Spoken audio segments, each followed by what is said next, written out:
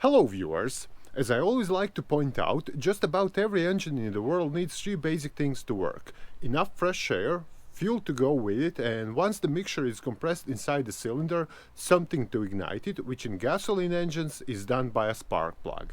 Now, if any of these three things is missing, your engine won't work correctly or at all.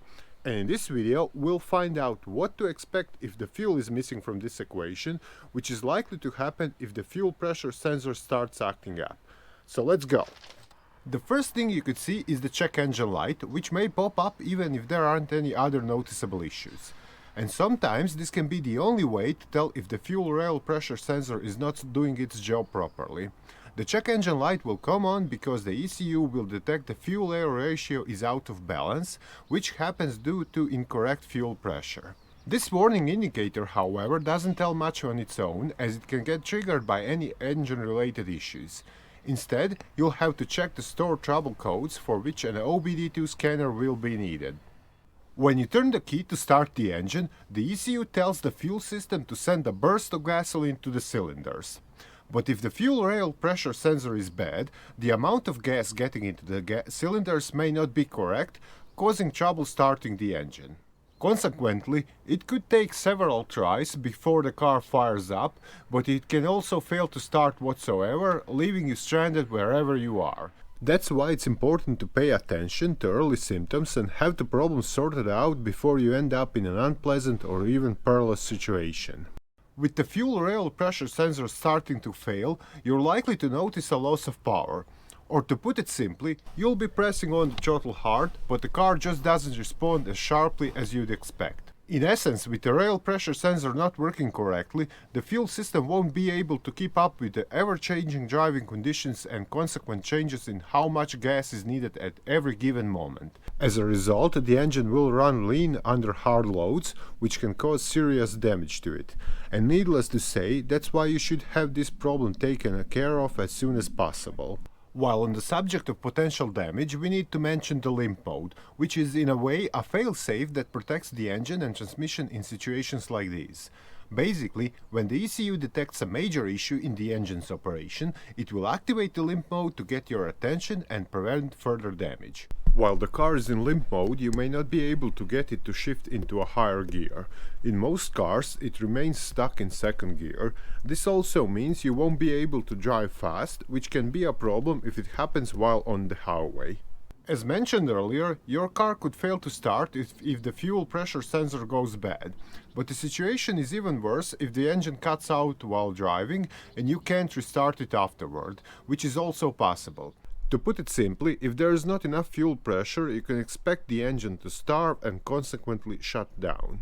Similarly, having too much fuel isn't good either. If the ECU misinterprets readings from the fuel pressure sensor and too much fuel is injected into the system, your vehicle could go through more gas than necessary. While it's probably not going to be extremely noticeable, those who watch the MPG of their vehicle will notice a difference. Even if you have to stop to get fuel 30 miles sooner than normal, that's money you didn't have to spend.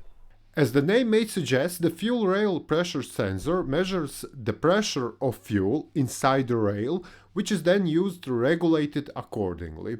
The fuel rail actually serves as a primary pipeline, supplying each of the cylinders with fuel through the injectors. Without this sensor, it wouldn't be possible to precisely control how much fuel is injected into the cylinders. In essence, the ECU needs to know the fuel pressure so it can work out how long the injectors should stay open, as this ultimately determines the amount of gas that goes into the cylinders.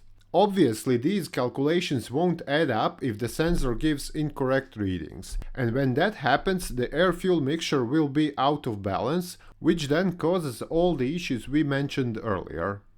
The essential function of the fuel pressure sensor largely determines its position.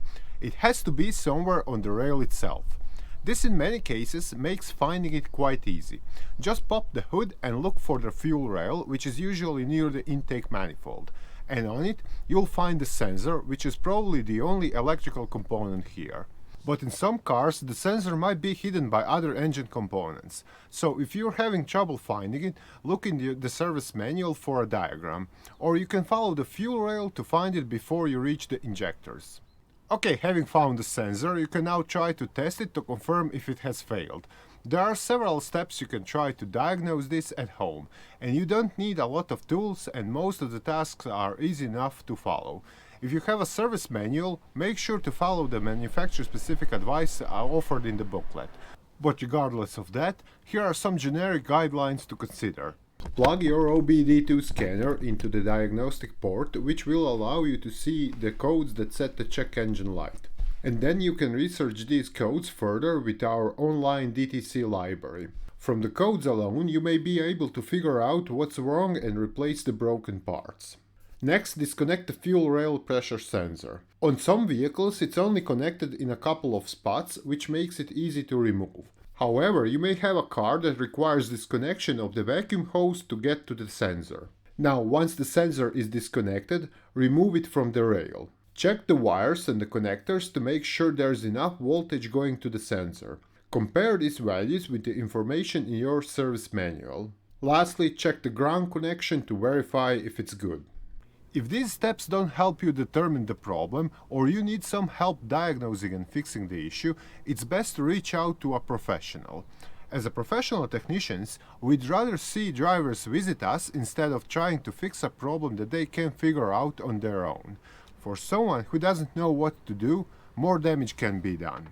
And in the end, if you've determined the fuel pressure sensor is bad, it needs to be replaced, which typically isn't expensive.